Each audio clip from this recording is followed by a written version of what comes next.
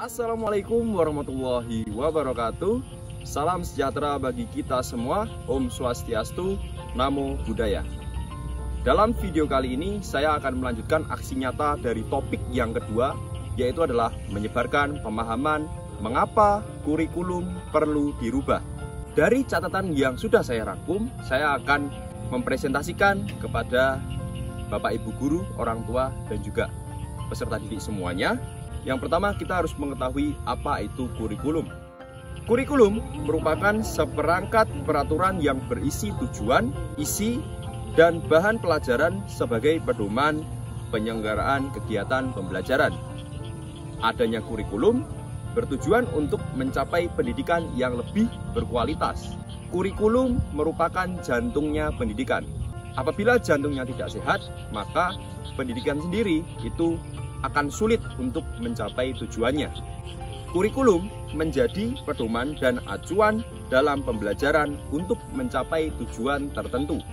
Kurikulum juga memiliki kerangka dasar. Yang pertama, tujuan pendidikan nasional, profil pelajar Pancasila, struktur kurikulum, prinsip pembelajaran dan asesmen, dan yang terakhir adalah capaian pembelajaran. Kemudian, latar belakang mengapa kurikulum perlu dirubah. Yang pertama, kurikulum memiliki sifat dinamis. Kurikulum dapat mengikuti perubahan zaman dan kebutuhan satuan pendidikan. Kurikulum memiliki sifat yang dinamis, disesuaikan dengan konteks dan karakteristik murid.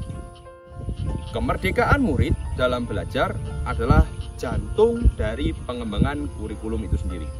Lantas, mengapa kurikulum perlu dirubah?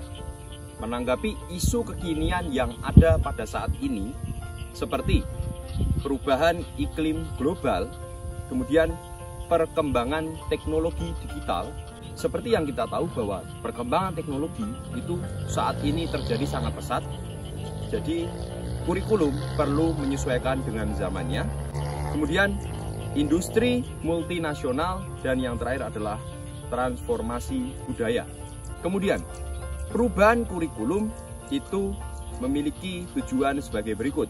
Yang pertama, agar relevan dengan perkembangan zaman. Jadi kurikulum perlu disesuaikan dengan zamannya.